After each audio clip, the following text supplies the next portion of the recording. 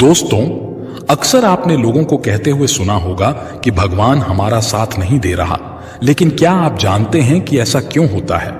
दोस्तों, भगवान सिर्फ उन्हीं की मदद करते हैं जिनके कर्म अच्छे होते हैं, जिनके कर्म का उद्देश्य अच्छा होता है और जो दूसरों को सुख पहुंचाने के लिए काम करते हैं। दोस्तों, धन्ना जी का जन्म एक सामान्य किसान परिवार में हुआ था। इनके पिताजी खेती करते थे और गायों का पालन किया करते थे। एक दिन धन्ना जी के परिवार के कुलगुरु, जिनका नाम था पंडित त्रिलोचन, वे तीर्थ यात्रा करके लौटे थे और कुछ दिनों के लिए धन्ना जी के घर पर रुक गए। पंडित त्रिलोचन जी शालिग्राम भगवान की सेवा किया करते थे। वो बड़े भाव से भगवान शालिग्राम की शिला की सेवा करते थे। उनको पुष्प चढ़ाते, उन्हें भोग लगाते और भगवान को भोग लगाने के बाद ही वो भोजन ग्रहण करते थे। बालक धन्ना पंडित जी को ये सब करते हुए देखता था। उसे भगवान की सेवा बड़ी अच्छी लगती थी। जब पंडित जी भगवान की सेवा करते तो धन्ना को बड़ा ही सुकून मिलने लगता। कुछ दिनों के बाद जब पंडित जी जाने लगे, तब बालक धन्ना पंडित जी से शालिग्राम भगवान के लिए जिद करने लगा। कहने लगा कि मुझे ठाकुर जी चाहिए। परंतु पंडित जी अपने ठाकुर जी छोटे से बालक को कैसे दे सकते थे? धन्ना जी को उनके माता पिता ने बहुत समझाया, परंतु धन्ना जी नहीं माने। अंत में लोगों ने पंडित जी से कहा कि ये तो बालक है, इसे शालिग्राम जैसा कुछ और देकर के बहला फुसला दो। अगले दिन पंडित जी नदी में स्नान करने गए। वहां से वो एक गोल मटोल थोड़ा बड़ा सा काले रंग का पत्थर ले आए। वो धन्ना जी के पास आकर बोले, मैं तुम्हें अपने ठाकुर जी को दे दूंगा, लेकिन मेरे पास दो ठाकुर जी हैं, बड़े ठाकुर जी और छोटे ठाकुर जी। तुम्हें कौन से ठाकुर जी चाहिए? धन्ना जी ने झट से जवाब दिया, मुझे तो बड़े ठाकुर जी चाहिए। पंडित जी भी यही चाहते थे। तब पंडित जी ने धन्ना जी को वो बड़ा काला पत्थर बड़े ठाकुर जी बताकर दे दिया। अब ठाकुर जी को पाकर धन्ना जी बहुत प्रसन्न हो गए, बड़े खुश हो गए। वो बड़े भाव से उनकी सेवा करने लगे। जब धन्ना जी गाय चराने खेतों की तरफ जाते तो ठाकुर जी को अपने साथ ले जाते। धन्ना जी की मां ने उनको बाजरे की रोटी, साग, अचार और गुड़ खाने के लिए दिया। अब धन्ना जी ने भी निश्चय किया कि वो भी पंडित जी की तरह ही ठाकुर जी को जब तक भोग नहीं लगाएंगे और जब तक ठाकुर जी को खिला नहीं लेंगे, तब तक वो खुद भी भोजन नहीं करेंगे। धन्ना जी जब खेत में पहुंचे तो प्रेम से ठाकुर जी को पुकार कर कहने लगे कि ठाकुर जी, जब तक आप भोग नहीं खाएंगे तब तक मैं भी भोजन नहीं करूंगा। धन्ना जी ने निश्चय किया कि जब तक ठाकुर जी प्रकट होकर भोग नहीं लगाते, वो भी भोजन का एक टुकड़ा भी ग्रहण नहीं करेंगे। जब ठाकुर जी ने भोग नहीं लगाया तो धन्ना जी ने शाम को वो रोटी गाय को खिला दी। 3 दिन तक ऐसा ही चलता रहा। ना ठाकुर जी भोग लगाते और ना धन्ना जी भोजन करते। चौथे दिन की बात है, धन्ना जी की माता फिर से रोटी लेकर आई। अब धन्ना जी खेतों में जाकर जोर जोर से रोने लगे और ठाकुर जी से गुहार लगाने लगे।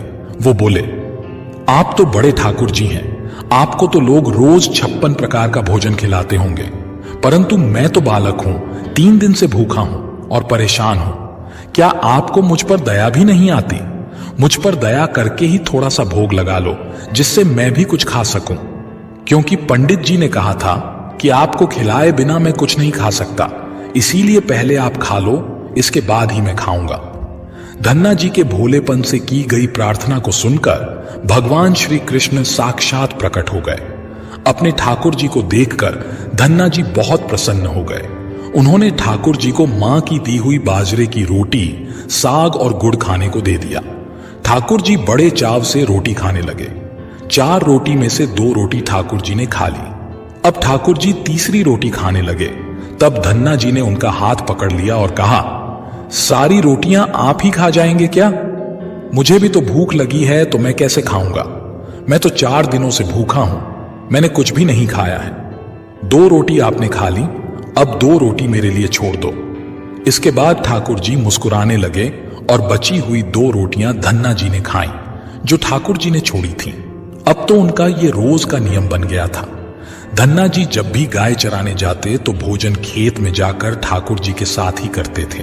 एक दिन ठाकुर जी ने धन्ना जी से कहा कि तुम रोज मुझे रोटी खिलाते हो, मैं मुफ्त में रोटी नहीं खाना चाहता था, मैं तुम्हारा कोई काम कर दिया करूंगा।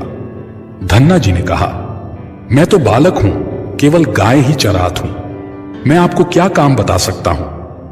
तब ठाकुर जी ने कहा कि मैं तुम्हारी गाय ही चरा दिया करूंगा। उस दिन के बाद से ठाकुर जी धन्ना जी की गाय चराने लगे। एक दिन धन्ना जी ने ठाकुर जी से पूछा, आप मुझे अपने हृदय से क्यों नहीं लगाते? तब ठाकुर जी ने कहा, मैं तुम्हें प्रत्यक्ष हो गया हूं, लेकिन पूरी तरह से मैं तब मिलता हूं जब कोई सद्गुरु जीव को अपना लेता है। अभी तुमने अपने किसी गुरु की शरणागति ग्रहण नहीं की है, इसीलिए मैं तुम्हें अपने हृदय से नहीं लगा सकता। तब धन्ना जी बोले, मैं तो जानता नहीं कि गुरु किसे कहते हैं, फिर मैं अपना गुरु कैसे बनाऊं? ठाकुर जी बोले, काशी में जगत गुरु श्री रामानंदाचार्य मेरे ही स्वरूप में विराजमान हैं, तुम जाकर उनकी शरण ग्रहण करो। ठाकुर जी के कहने के अनुसार धन्ना जी ने काशी जाकर रामानंदाचार्य जी की शरणागति कर ली। उस समय धन्ना जी की आयु लगभग 15-16 साल के आसपास थी।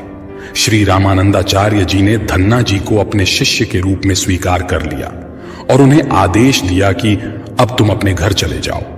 धन्ना जी बोले, गुरु जी, अब मैं घर नहीं जाना चाहता, आप मुझे घर जाने का आदेश क्यों दे रहे हैं? गुरु जी बोले, अगर तुम यहां रहकर भजन करोगे तो केवल तुम्हारा ही कल्याण होगा, लेकिन अगर तुम अपने घर जाकर खेती किसानी करते हुए, अपने माता पिता की सेवा करते हुए भजन करोगे तो तुम्हारे साथ कई जीवों का उद्धार हो जाएगा।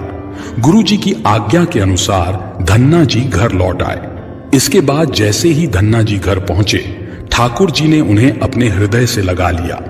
इसके बाद धन्ना जी खूब संतों की सेवा करने लगे। जब भी उनके गांव में कोई साधु संत आता, धन्ना जी उन्हें अपने घर में ले आते और बड़े प्रेम से उनकी सेवा करते, उन्हें भोजन खिलाते। संतों की सेवा करने के कारण अब उनके घर दूर दूर से साधु संत आने लगे। धन्ना जी सभी का बड़े प्रेम से सत्कार करते और उन सभी को भोजन खिलाते। एक दिन की बात है, धन्ना जी के पिता ने धन्ना जी से कहा कि देखो भाई, हम लोग गृहस्थ हैं, यदि महीने में एक आध बार कोई साधु आ जाए तो हम उसकी सेवा भी कर दें और उन्हें भोजन भी करवा दें। लेकिन तुम्हारी इन साधुओं से ऐसी दोस्ती हो गई है कि हर दूसरे दिन कोई ना कोई साधु चला आता है और अपने साथ एक दो और को भी ले आता है। ये ठीक नहीं है। हम अपनी खेती बाड़ी का काम करें या इन साधुओं की सेवा करें। तुम तो अभी बालक हो, कुछ कमाते नहीं हो, तुम्हारा पालन पोषण भी हम ही करते हैं और ऊपर से तुम साधुओं को बुला लाते हो। इस प्रकार इन निठल्ले साधुओं की सेवा करना ठीक नहीं है। इसलिए एक बात कान खोलकर सुन लो, आज के बाद यदि तुम किसी भी साधु को लेकर घर आए तो मैं तुम्हें घर में नहीं घुसने दूंगा। तुम्हें साधु की सेवा करनी है तो पहले कुछ कमाई करो, फिर अपनी कमाई से साधु की सेवा करना। पिताजी की बात सुनकर धन्ना जी उदास हो गए और चुपचाप खड़े हो गए। तब पिताजी ने धन्ना को डांटते हुए कहा, आज के बाद किसी साधु को घर में लेकर के मत आना और जाओ खेतों में गेहूं बोकर आओ।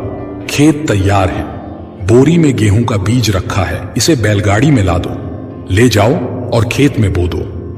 धन्ना जी ने बैलगाड़ी में गेहूं रखे और खेत में बोने के लिए चल दिए।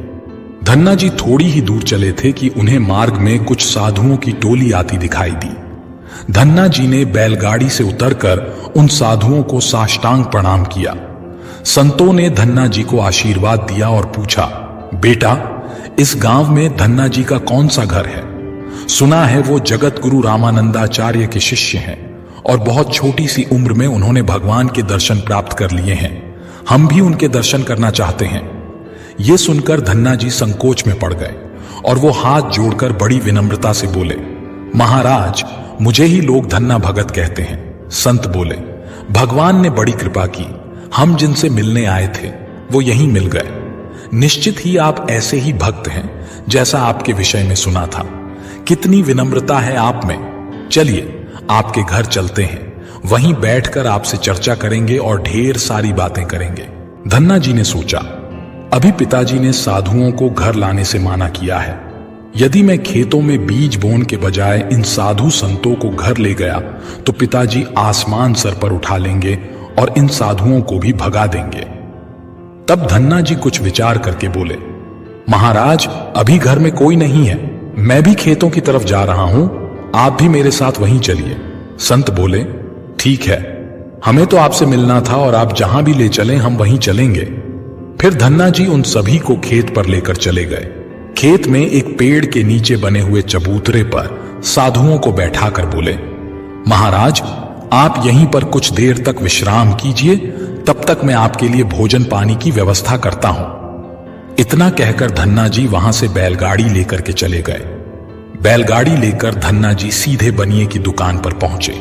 वहां पर उन्होंने बैलगाड़ी में जो भी बीज गेहूं खेत में बोने के लिए रखे था उसे बनिए को बेच दिया और उसी से दाल चावल और जो भी खाना बनाने वाला सामान था सब खरीद लिया। सामान लेकर धन्ना जी खेत पहुंचे।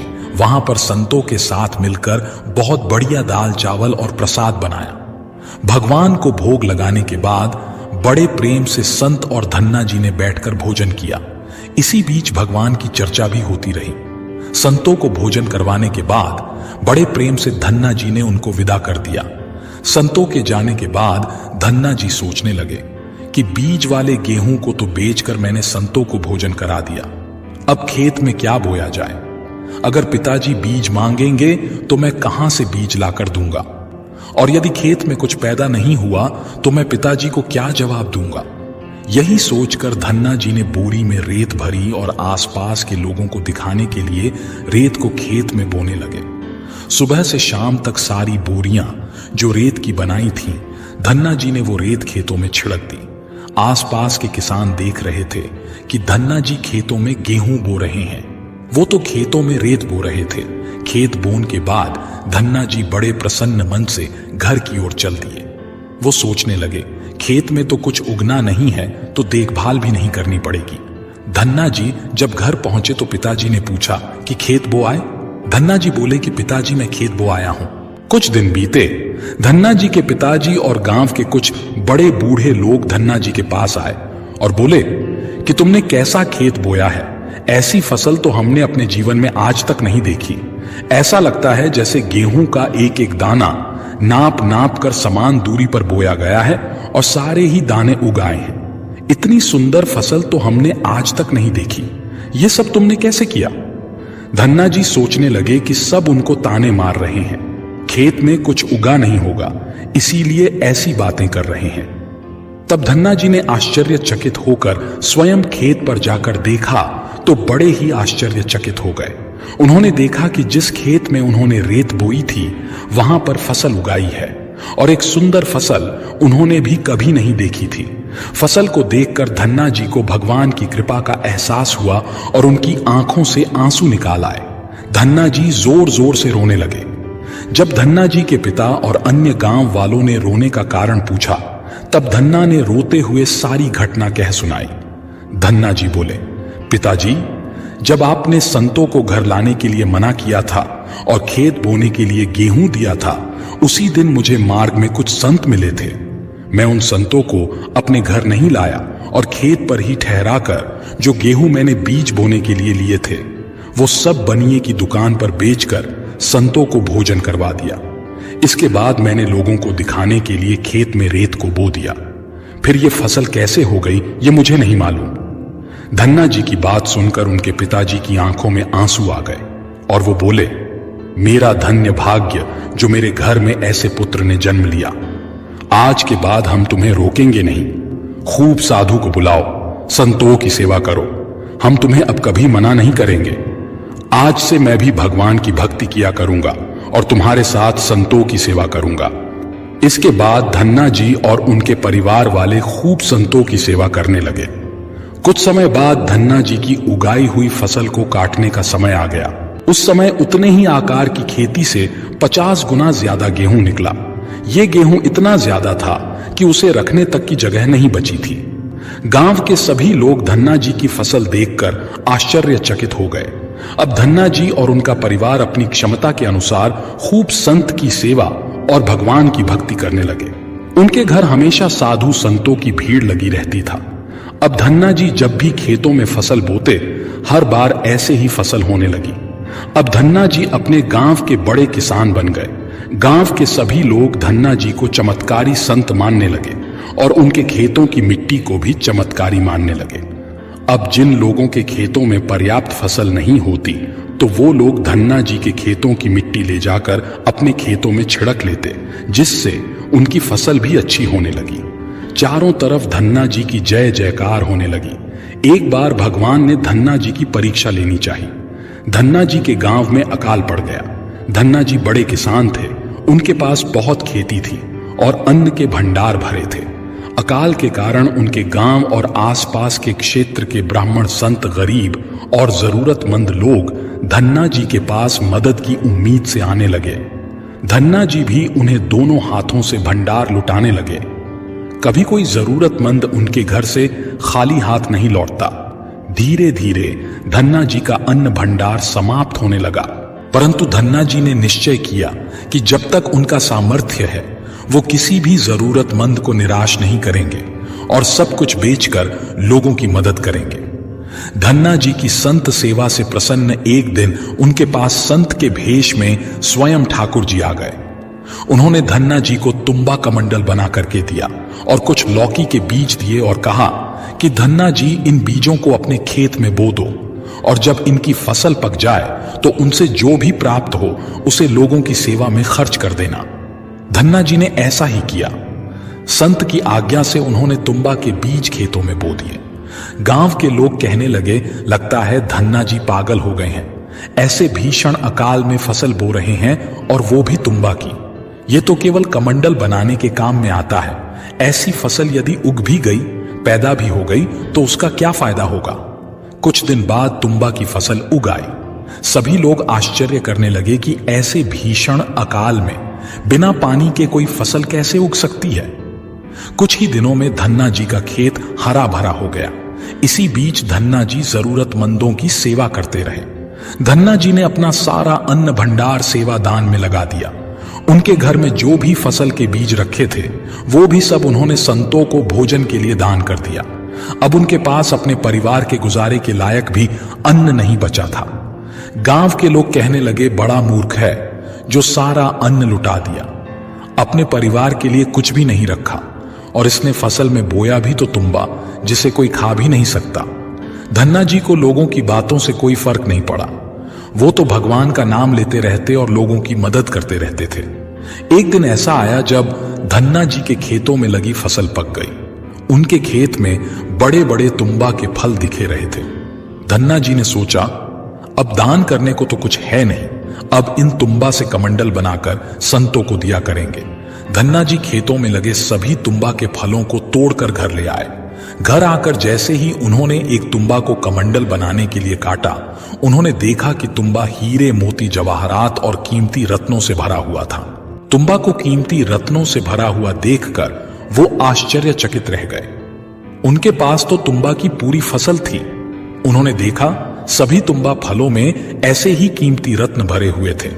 अब उनके पास इतने कीमती रत्न और जवाहरात हो गए जितने किसी राजा के पास भी शायद ना हो। इस चमत्कार को देखने के बाद धन्ना जी को उस संत की याद आई जिन्होंने तुम्बा के बीज दिए थे। उसे संत ने कहा था कि इस फसल से जो भी प्राप्त हो उसे लोगों की सेवा में लगा देना। अब धन्ना जी उस धन से लोगों की सेवा करने लगे। फिर वो दोनों हाथों से लोगों की मदद करने लगे। उस समय वो अकाल कई वर्षों तक चला।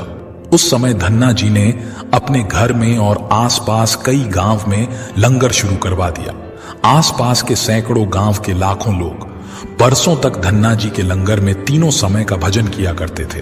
धन्ना जी ने अपने जीवन में कई मंदिर, तालाब और धर्मशाला भी बनवाए थे और हर तरह से साधु, संत और जरूरतमंद लोगों की मदद करते थे। लोग धन्ना जी को धन्ना सेठ कहकर बुलाने लगे। धन्ना जी जैसा धनी आज तक कोई नहीं हुआ। वो धन और मन दोनों से धनी थे। आज भी उनके नाम पर धनी लोगों को धन्ना सेठ की पदवी दी जाती है और कहा जाता है, क्या तुम धन्ना सेठ हो गए हो? दोस्तों, यदि भगवान की कृपा जिस व्यक्ति पर हो जाए और उनका आशीर्वाद जिनको प्राप्त हो जाए, उनके लिए जीवन में कुछ भी असंभव नहीं होता। दोस्तों, कोई चाहे कितनी भी धन दौलत का संग्रह कर ले, लेकिन यदि परमात्मा की इच्छा नहीं है तो आप उस धन से सुख नहीं पा सकते। यदि लाख प्रयास करने के बाद भी जीवन में दुख है, असंतोष है, तो समझ लीजिए कि भगवान की भी यही मर्जी है। हो सकता है भगवान ने आपका थोड़ा सा अहित करके आपको बहुत बड़ा लाभ देने की योजना बनाई हो, लेकिन हम अज्ञानी लोग यही सोचते हैं कि भगवान हमारी कुछ मदद नहीं करता। दोस्तों, ये कहानी खास उन लोगों को जरूर सुननी चाहिए जो भगवान पर विश्वास नहीं करते और भगवान को मानते नहीं। किसी गांव में एक लकड़हारा अपनी पत्नी, बच्चे साथ और मां के साथ रहता था। वो लकड़हारा दिन भर जंगल में लकड़ियां काटता था और उन लकड़ियों को बाजार में ले जाकर बेचता था। उससे जो भी धन मिलता था उसी से अपना और परिवार का खर्च चलाता था। इसके बाद जो भी उसके पास समय शेष बचता था उसमें वो लकड़हारा प्रभु का ध्यान करता था। एक दिन उस लकड़हारे की बेटी का विवाह तय हो जाता है। लकड़हारा सारा दिन लकड़ियों को काटता और शाम होते ही अपने आसन पर बैठकर भगवान के ध्यान में मस्त हो जाता। अक्सर गांव के लोग उस लकड़हारे को देखकर आपस में बातें किया करते थे कि लकड़हारा तो सारा दिन भगवान की भक्ति में लीन रहता है, उसे तो अपनी बेटी के विवाह तक की कोई चिंता नहीं है। पता नहीं ये लकड़हारा बारातियों का स्वागत करेगा भी या नहीं। उसने तो अभी तक दान दहेज का किसी तरह का कोई इंतजाम तक नहीं किया है, जबकि विवाह होने में कुल 3 दिन का समय बाकी है।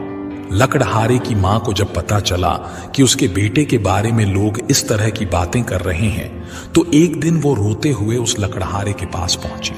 वो कहने लगी कि बेटा, तुम सारा दिन भगवान के नाम का जाप करते रहते हो।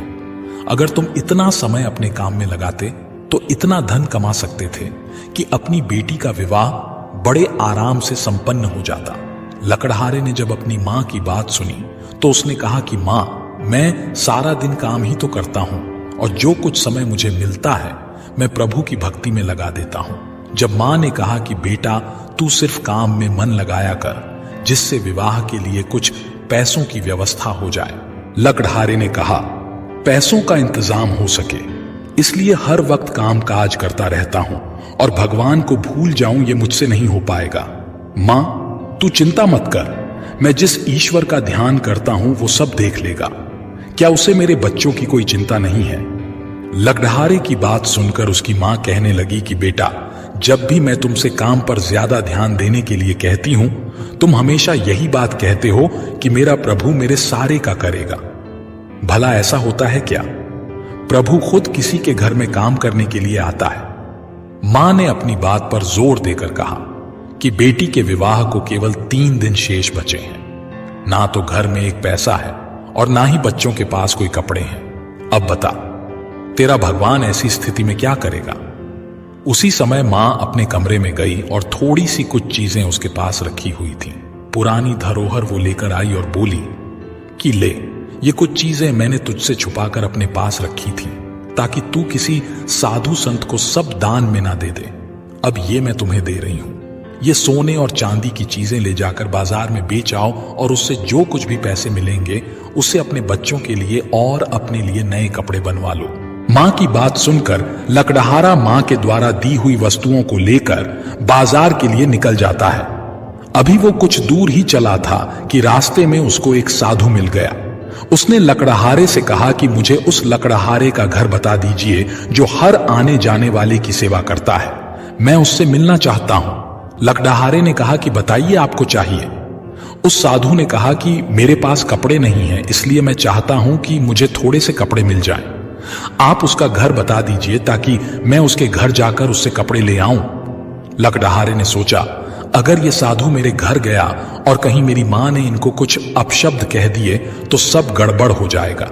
इसीलिए उसने साधु से कहा कि भगवान, आप थोड़ी देर तक यहीं बैठिए, मैं बाजार जाकर आता हूं और आपके लिए वस्त्र लाकर देता हूं। वह लकड़हारा बाजार गया और अपनी मां के द्वारा दी हुई जो भी वस्तुएं थीं उनको बेचकर उससे कपड़े लिए और लाकर के उस संत को दे दिए। लकड़हारे ने साधु को सारे कपड़े तो दे दिए, पर रास्ते में सोचने लगा कि अब मैं घर जाकर अपनी मां को क्या जवाब दूंगा, मेरे पास तो एक भी पैसा नहीं है। लकड़हारे ने विचार किया कि अब वो घर ही नहीं जाएगा और वो जाकर गंगा के किनारे बैठकर भगवान का ध्यान करने लगा। ईश्वर की भक्ति में लीन हो गया। वो भगवान के आगे विनती करने लगा और कहने लगा कि हे प्रभु, मैंने सारी जिंदगी तुम्हारे भरोसे पर ही काटी है और मैंने हमेशा लोगों से कहा है कि भगवान पर भरोसा रखो।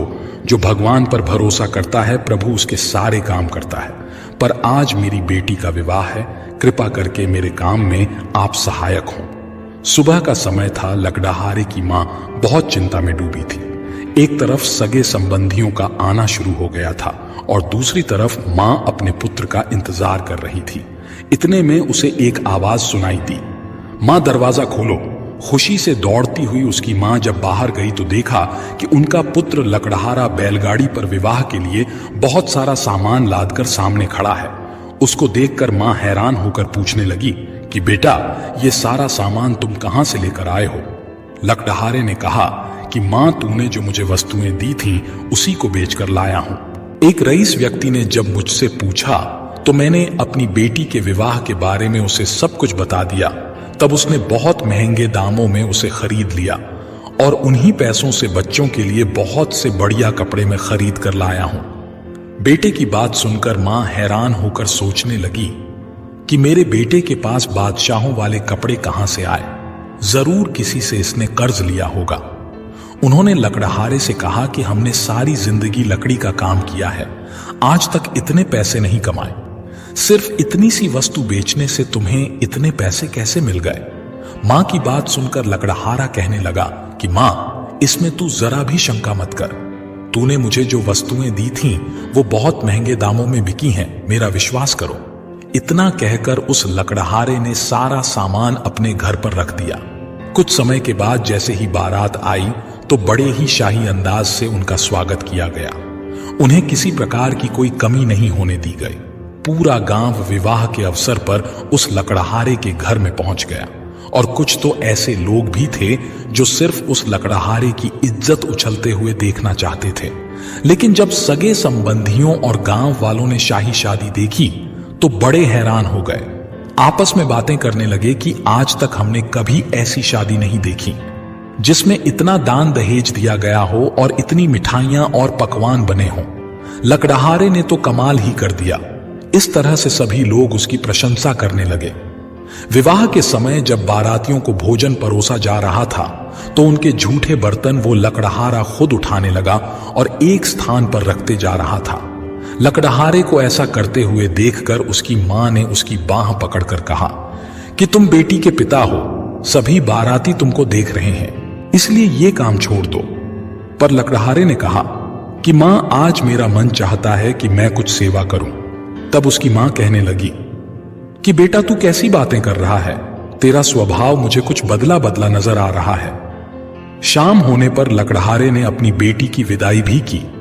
इस तरह सारे काम से जब फुर्सत हुई वो अपने आसन पर जाकर बैठ गया।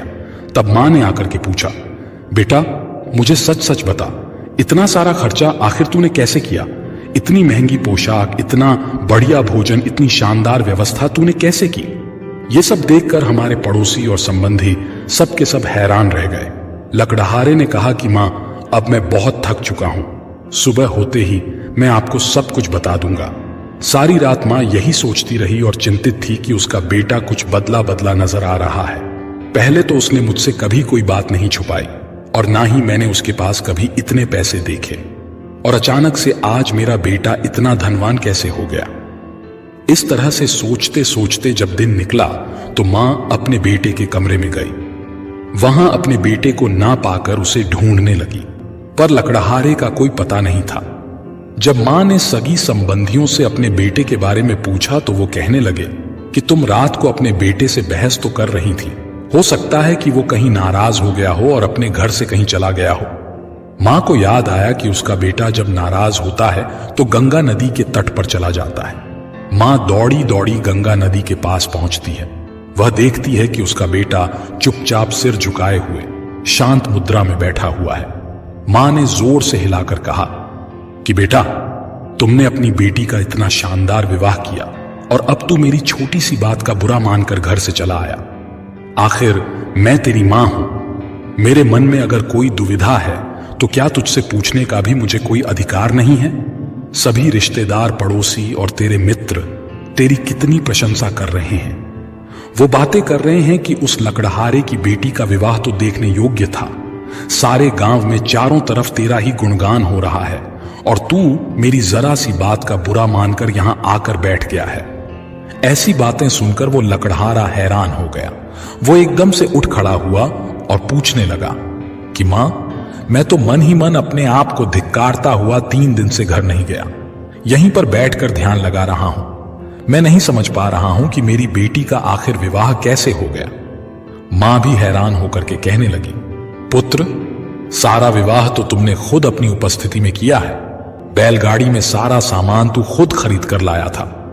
अपने हाथों से अपनी बेटी का कन्यादान तूने किया है, तो फिर अब ऐसी अजीब सी बहकी बहकी बातें क्यों कर रहा है? मां ने कहा, बेटा, अगर तू मुझसे नाराज है तो पहले घर चल, वहीं चलकर मैं तुझसे पूरी बात करूंगी। इस तरह लकड़हारा अपनी मां की बात मानकर अपने घर की तरफ चल पड़ा। रास्ते में कुछ लोग उसकी तारीफ कर रहे थे कि ऐसी शादी तो आज तक किसी ने नहीं देखी। ना तो किसी ने इतना दान दहेज दिया और ना ही किसी ने इतनी सारी मिठाई और पकवान बनवाए। लकड़हारा सोचता जा रहा था कि कहीं वो लोग मेरा मजाक तो नहीं बना रहे हैं। घर पहुंचते ही वहां का नजारा देखकर वो बिल्कुल हैरान हो गया। उसका पूरा घर चमचमा रहा था। लकड़हारा सोचने लगा, जब मैं 3 दिन से घर आया ही नहीं तो मेरी अनुपस्थिति में इन सबके अनुसार घर में फिर कौन था जो मेरा ही रूप बनाकर सारा काम करके चला गया। लकड़हारे ने अपनी मां से कहा कि मां, मुझ पर विश्वास करो, मैं तो 3 दिन से घर आया ही नहीं। तूने मुझे जो चीजें दी थीं सोने चांदी की बेचने के लिए, उसे मैंने बाजार में बेचा तो था, पर मैंने रास्ते में किसी साधु के मांगने पर उन्हें कपड़े खरीद कर दे दिए थे। इसके बाद जब मेरी जेब में 1 पैसा भी नहीं बचा तो मैं फिर किस तरह से अपने घर को आता और बेटी के ससुराल वालों को क्या जवाब देता? मैं तो पिता होने के नाते अपना फर्ज भी नहीं निभा सका। तब मां ने कहा, याद कर बेटा, जब तू कल बारातियों के झूठे बर्तन उठा रहा था तो मैंने तेरा हाथ पकड़कर काम करने से तुझे मना किया था। क्या तुझे यह भी याद नहीं है? इतना सुनकर लकड़हारे की आंखों में आंसुओं की धारा बहने लगी। उसे सारी बात समझ में आ गई कि मेरी जगह मेरा रूप धारण करके खुद परमात्मा घर मेरे आए थे, मेरे प्रभु मेरे घर आए थे। फिर वो सोचने लगे कि वो भगवान कितना दयालु है, जो अपने सेवक की इज्जत बचाने के लिए खुद सेवक बनकर अपने भक्त के घर खुद काम करने के लिए चला जाता है। इस तरह अपने भक्तों की रक्षा करता है। मां ने पूछा, बेटा, अगर वो तू नहीं था तो कौन था जो तेरे रूप में सारा काम संवार गया? लकड़हारे ने अपनी मां की बात सुनी तो कहने लगा, मां, तू अक्सर मुझसे गुस्सा होकर कहती थी कि इतनी भक्ति करके क्या मिलेगा? क्या प्रभु भी किसी के काम खुद करने आते हैं? जिस प्रभु ने मुझे अपनी भक्ति में लगाया है वही प्रभु मेरा रूप बनाकर मेरे घर का सारा काम करके चला गया। ये वचन सुनकर मां ने कहा, तू ठीक कहता है, खुद प्रभु ने ही हमारी लाज रखी है। इतना कहकर उसकी मां की आंखों से आंसुओं की धारा बहने लगी। दोस्तों, इंसान निस्वार्थ भाव से यदि भगवान की भक्ति करता है तो फिर भगवान ऐसे भक्तों को कभी मुसीबत में फंसने नहीं देते। भगवान हमेशा अपने भक्त की मदद करते हैं। भगवान तो सबकी मदद करते हैं, लेकिन जिस तरह से एक पिता के लिए उसका कोई एक विशेष पुत्र प्यारा होता है और जो उसका कहना मानता है, उसकी आज्ञा का पालन करता है, उसी तरह से जो भगवान को जितना याद करता है, भगवान पर जितना विश्वास उसका होता है, भगवान से जितना वो प्रेम करता है, उतना ही भगवान भी उससे प्रेम करते हैं। मिलते हैं दोस्त अगली वीडियो में एक नई सीख के साथ। खुश रहिए, अपना ख्याल रखिए। धन्यवाद। जय श्री कृष्णा।